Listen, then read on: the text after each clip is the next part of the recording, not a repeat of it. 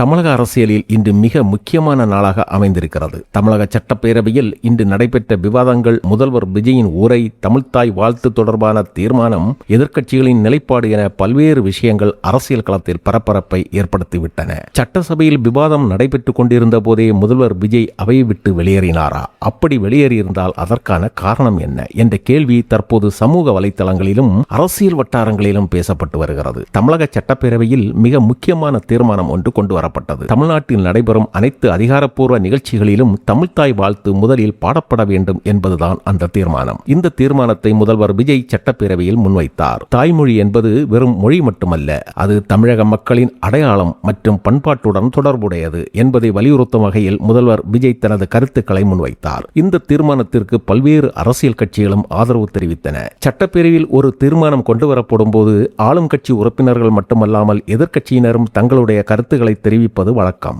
இன்றைய விவாதத்திலும் பல்வேறு கருத்துகள் முன்வைக்கப்பட்டதாக செய்திகள் தெரிவிக்கின்றன. விவாதம் நடைபெற்றுக் கொண்டிருந்த போது முதல்வர் விஜய் ஏன் அவையை விட்டு வெளியேறினார்? ஒரு முதலமைச்சர் சட்டப்பேரவையிலிருந்து வெளியேறுவது என்றால் அதற்கு பல்வேறு காரணங்கள் இருக்க முடியும். அது வழக்கமான அலுவல் காரணமாக இருக்கலாம், அடுத்த நிகழ்ச்சிக்காக வெளியேறியிருக்கலாம், அல்லது தனது உரையை முடித்த பிறகு அவை நடவடிக்கைகளில் இருந்து வெளியேறியிருக்கலாம். அதை உடனடியாக அரசியல் எதிர்ப்பாகவோ அல்லது விவாதத்தில் ஏற்பட்ட மோதலின் காரணமாகவோ கூற முடியாது. இதனால் சட்டப்பேரவையில் அரசியல் ரீதியாக பரபரப்பு ஏற்பட்டதாக கூறப்படுகிறது.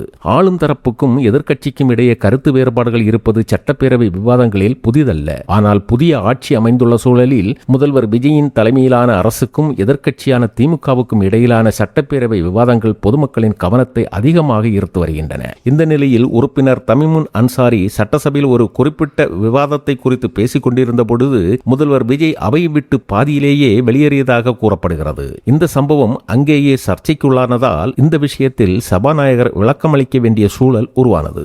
முதல்வரின் அலுவல் பணிகள் ஏராளம் அவரது அறையில் முடங்கியிருப்பதால் அந்த பணிகளை கவனிப்பதற்காக தான் அவையை விட்டு வெளியேறினார். அவர் இங்கு இல்லை என்றாலும் இங்கு என்ன நடக்கிறது என்று டிவியில் பார்த்து கொண்டுதான் இருப்பார் என விளக்கமளித்தார். இந்த வீடியோ உங்களுக்கு பிடித்திருந்தால் லைக் செய்யுங்கள், உங்கள் கருத்தை கமெண்டில் பதிவு செய்யுங்கள். மேலும் தமிழக அரசியல் மற்றும் சட்டப்பேரவை தொடர்பான முக்கியமான செய்திகளை உடனுக்குடன் தெரிந்து கொள்ள நமது சேனலை சப்ஸ்கிரைப் செய்யுங்கள். நன்றி, வணக்கம்.